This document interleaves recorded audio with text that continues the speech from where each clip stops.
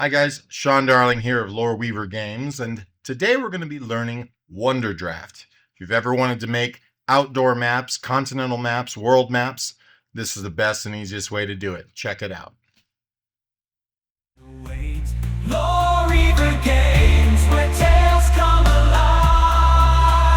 Unleash your imagination and let it thrive. From ancient realms to futuristic domains, we bring adventure where heroes are made.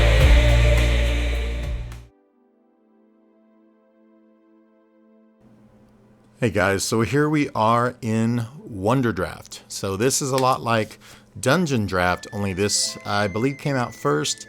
This version is 1.1.1. It's an earlier version. I don't have an updated version yet. There is a 1.1.8 update available here. But at any rate, we're just going to start making a map. And this is usually used for, countries, continents, wilderness, things like that. So let's just go ahead here. I'm going to walk through this as I open it. So we're just going to start here on the menu side. You have recent maps you can open. You can change your map size, all of these things once you're in there. Create a detail map of an area, which is really cool that you can do that. Preferences you can set, of course, your user folder. Any assets you have, there are community links and some premium art packs. If you own them, will come up here. So basically what we're going to do here is go to New, and we're going to decide what that's going to be. I'm just going to leave it at this size. It's pretty big. Do it as a landscape. We do have templates we can pull from here. And let's go ahead and just say full HD, that size. So 1920 by 1080, let's use that. Not huge, but big enough for our purposes today. And our theme, now there are these different themes and they look different. One, they can look anything like a Japanese map. They can look, like an old paper map and things like that. We're going to start here with imagination because that's just the default type of map you can make here. So let's go ahead and get that going. We'll click OK and it will set us up. Now we've got this big canvas here. If you hold Control and scroll, you can go in and out, just like in DungeonDraft. You have these cool sort of wave-like texture that's done on this older paper here. It's a really cool look. Middle mouse button and drag, you get the pan movement, of course, as well. It's laid out similar to DungeonDraft, but it is different. So right over here, you have all your standard stuff here at the top, the new, open, save, etc. You can import and export things. The theme we can change here. This is the Eastward, which is going to have kind of a darker feel. It gives you different colors and things and the way stuff is generated out. Not generated, but drawn. You can use black and white. We will apply that one now, and you can see, and I'll show you some of these as we go. You can change the theme as you work. So let's just start with imagination, and we're going to go from there. Now over here on the left, we have water, land, paths, symbols, labels, and overlays. We'll start here with overlays. We can generate out a grid pattern. You can just come over here to the right, and it'll give you all of the functionality of everything you select here on the left. So this pattern, it can be a flat hex pattern. You can set the size of that hex. You can say the line width so it's not as, distracting. Very cool stuff. You can use a square like a regular grid paper. Typically I will use hex, and the difference between pointed hex and flat hex is pointed hex puts the point at the top. Flat hex puts it on the side. So the top is flat. And here the top is pointed. Hopefully you will get that. I'm going to make the line width down pretty low to 2. It's about as much as we can go. You can change the color of it. Make it red or whatever we want. I like mine. Let's just do it kind of a... You can see as you can go white. You can go black. This is pretty good right there. And we'll just leave that for now. I'm going to turn it off though, because we don't need to see it right at this second. So I'm going to put none. This right here is going to be your trace tool. So if you have a map already that you want to trace over, you would bring it in using this, select an image, bring it in, and it'll put it in as your background, and you can trace over it. So you can change the size of it, the opacity of it, and move it around as you need. This also gives you a different type of blending mode if you want, which allows you to see through the image. If you put it on additive, it's kind of like an overlay. Down here, we're going to have our frames that we can throw on the outside of our map. So I'm going to just kind of scroll out here a little bit. And we can enable or disable it up here at the top. So if we turn it on, we can see there's the frame for our map. They have some different ones in here already. And as far as I know, you can bring your own in. I typically would use something like this. Something a little simpler, maybe like that. Like that is totally fine. You don't even have to use a frame. But, you know, if you're going to, I suggest using something that's a little simpler. I just think it tends to look a lot better. So that's not bad. These have these cool little corners on it. Let's just stick with that for the heck of it. I think that would be kind of cool. So you can turn that off and on. You can also tint it to match the theme if you want red or brown or whatever. I'm going to throw a little bit of probably more of a brownish vibe to that. There we go. And just as simple as that, I accidentally clicked off of it, but this one's fine too. It's got the brown lines. It's fine. I can go back to the other one. It doesn't matter. I kind of like this one though. Now that I look at it, I like those little burned corners. So this is going to be like our gauge here, like the map segment, distant, etc. You set your basically your scale creator here. You're going to just set everything you want. How big. You're going to set how big it is, you know, with your width and height, how many segments, the line width, the colors, etc. The segment distance will be, you know, 100 miles. You can say what unit, you know, how much are those. And in fonts, you can pick all those. I'm just going to go ahead with what we have for the default and say create. So now we have this scale. I'm going to put this kind of down here to the bottom. It's typically where they go.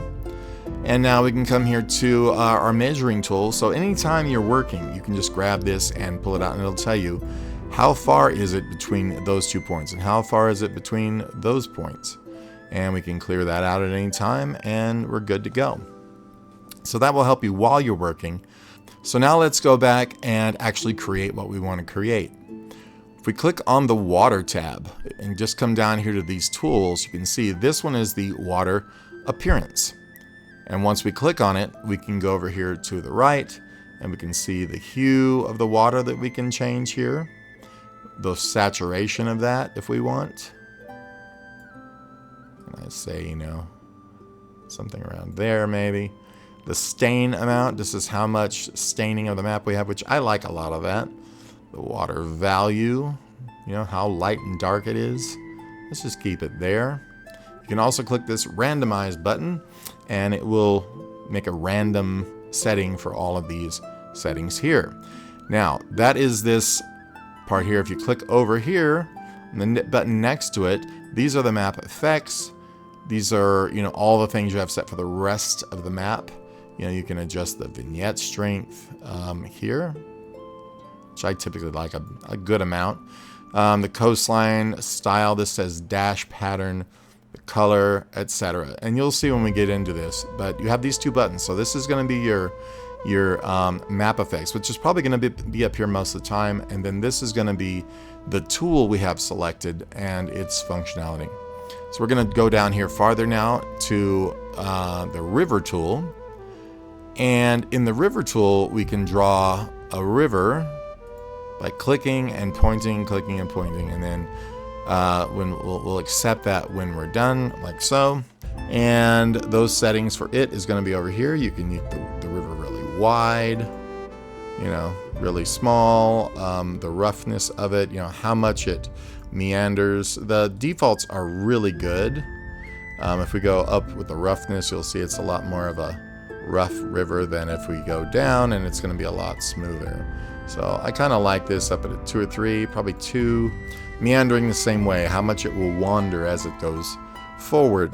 So now down here we have our lake tool, and if we had a lake or a piece of land, we could put a lake on it.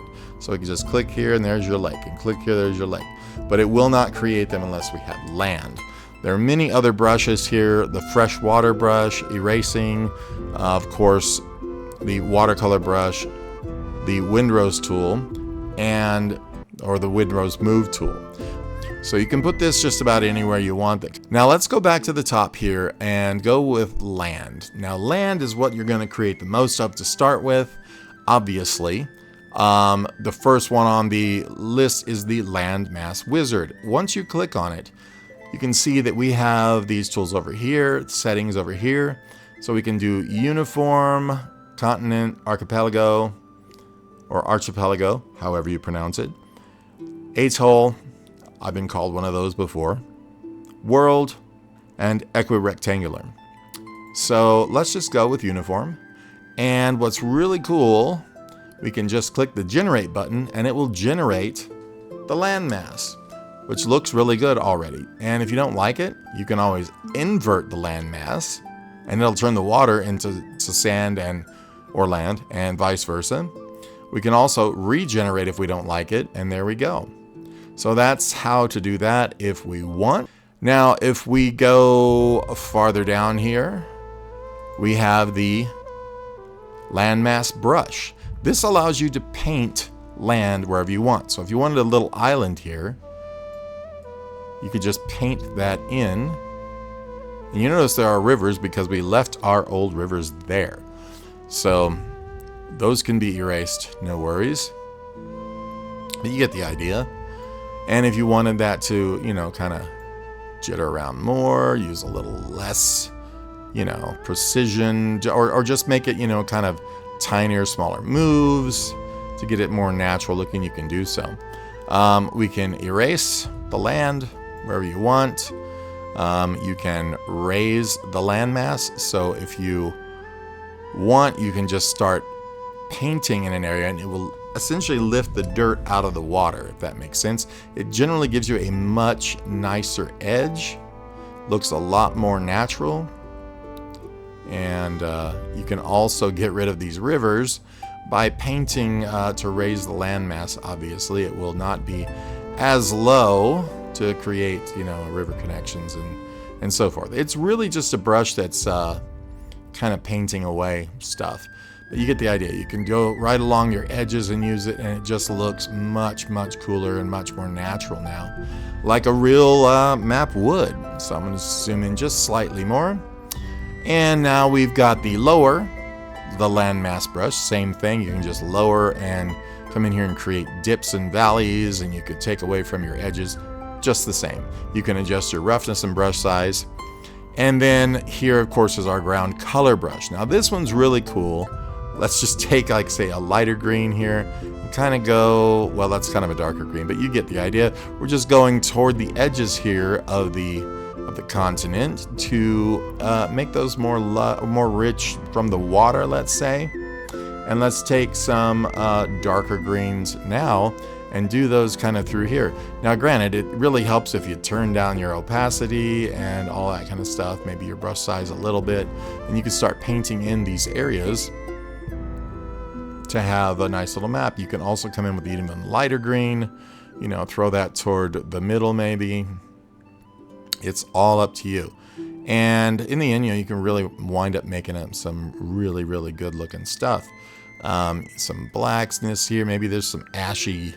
Maybe there was something that burned the land over here. I mean, you don't know. You don't know. And that looks, pretty okay. So anyway, you get the idea. You can also click the plus sign here and add, let's say, a red, just for the heck of it. And now we have red. Not my first choice in land, but you can do it if you want. Maybe you have some red stones or bloody land, or who knows, and you can also change out your brush when you use it like this. And now it's not as filled in and solid. You know, it gives you nice breakup of your brush. So let's take that red out because it's just too much. And of course, then we have this landmass polygon lasso tool. So you can do exactly what you figure.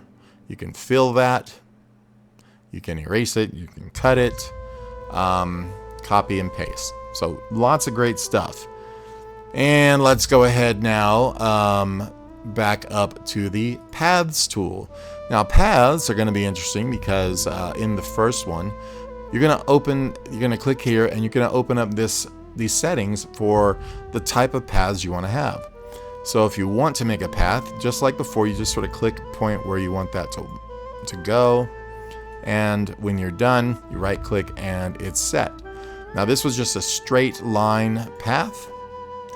And you can draw over symbols or not. You can use the roughness of the path, just like the river tool. If you wanted to do something, say, like dividing up a part of the land from one side to another, you can do that right here. You can also use it as a path, as a X marks the spot. Follow this path to get to the treasure. Whatever you like. These can be, like I said, dividing countries or areas from top to bottom, whatever you want. It gives you a path, and you can use whatever you like to create that path. If you really wanted to, you can turn this path into, let's say, a dirt path and do it that way. So let me escape that, make it just a little bit darker, a little less saturated as well, something maybe like that. And now use that same bit there, and we can show the path. It goes all around the island that people can follow, and there you go, wind up here. So that's one way to use it.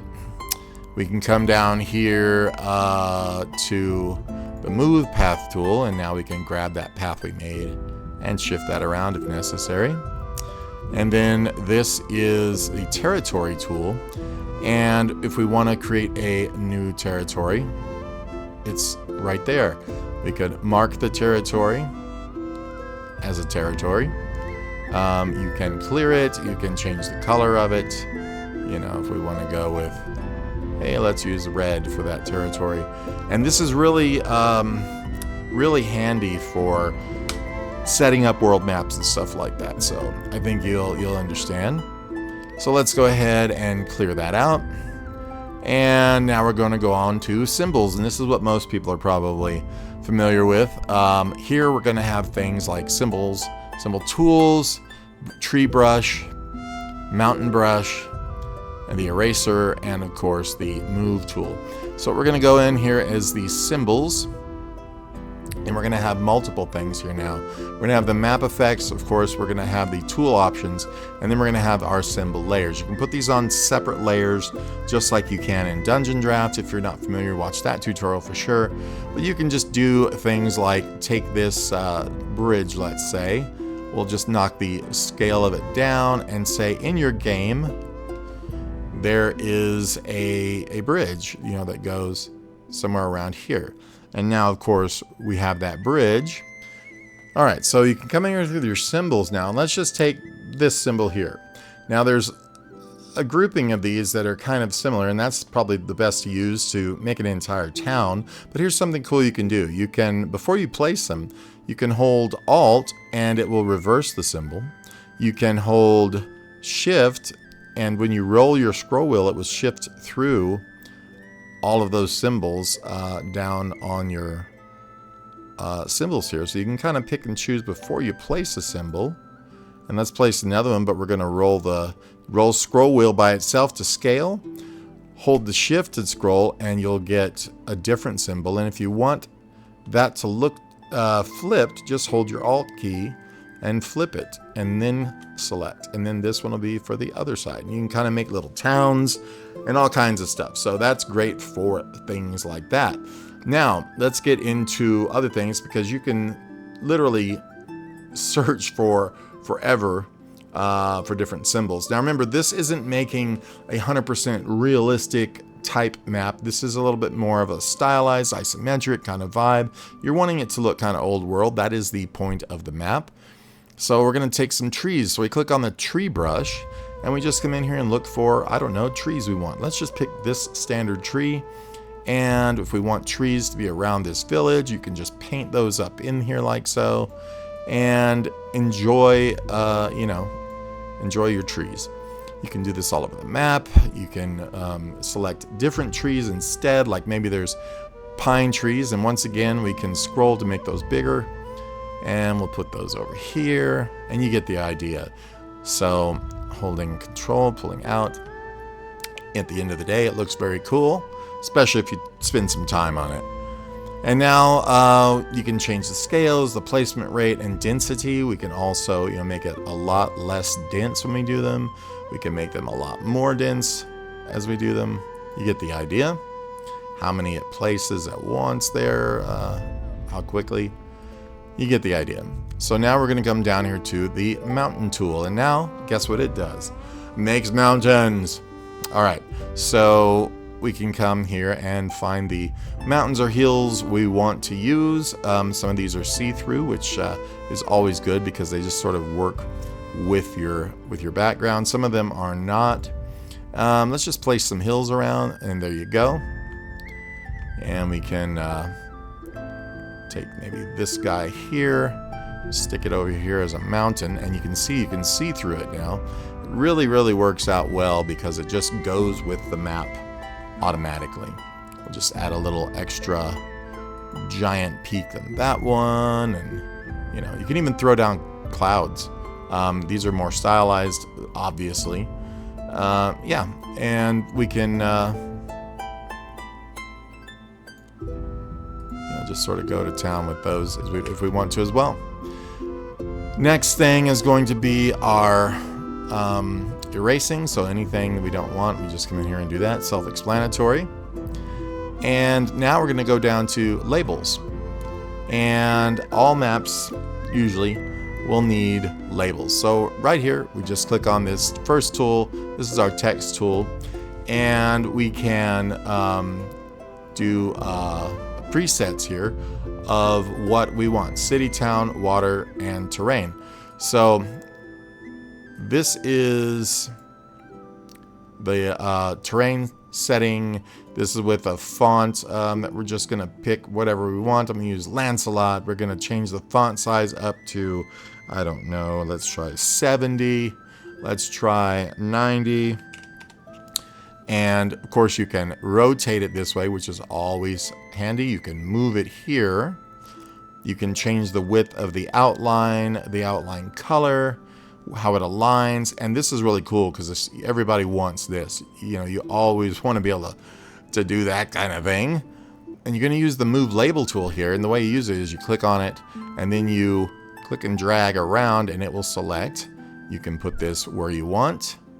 Click off of it. If you want to, you can go back to the text tool, and when you click within the text, you can now move it this way as well.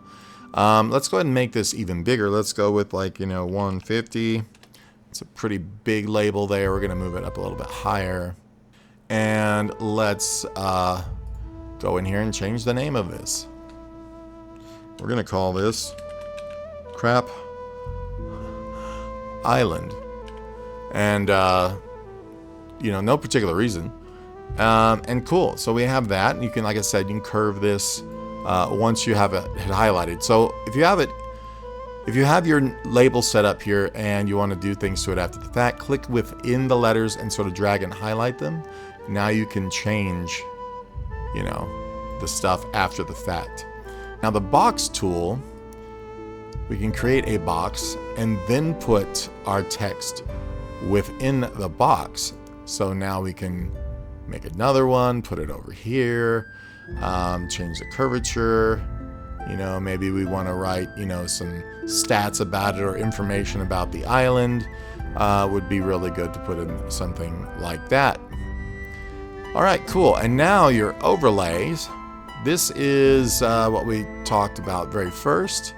We can have different layers. We can bring in, so first is for the tracing image. We can bring in an image, trace over it, and use that to make our map. It's manual tracing. You're just basically bringing an image that you're going to trace over. You can use normal and additive blending modes and change your opacity. We can turn on our patterns here. I like the pointed hex for this map, so now it looks a lot more real, except for this giant label.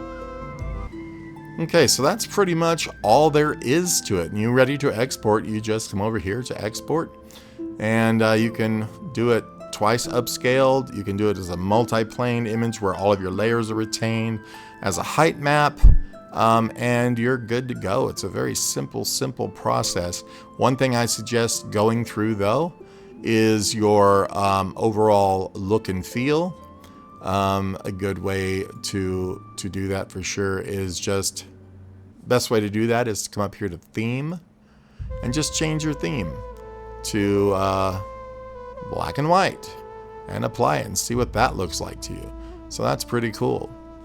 You can also change a lot of that stuff right over here on the side. So if you're in, like, say, the water or land tool, you can use these opposing water and ground textures, and they will do the same thing. So if we went to this and use this as well, this is your style. It's not one of my favorites by any means.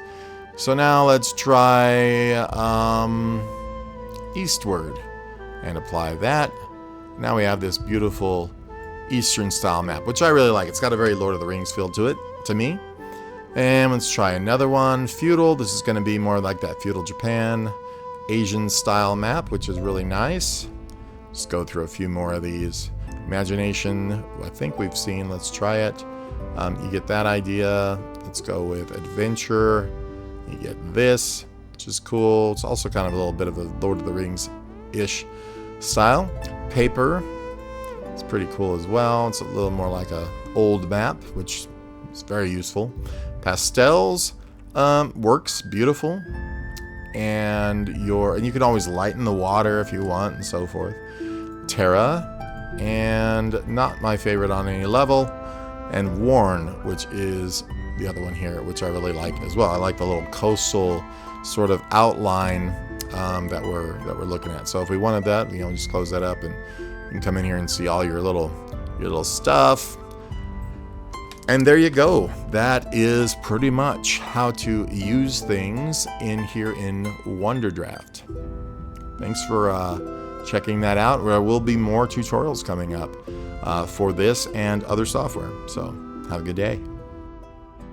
Hey guys, I hope you learned a lot about Wonderdraft today.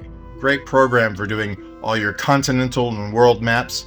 And we're going to have some new special things coming up for it soon as well. And until next time, thanks for showing up.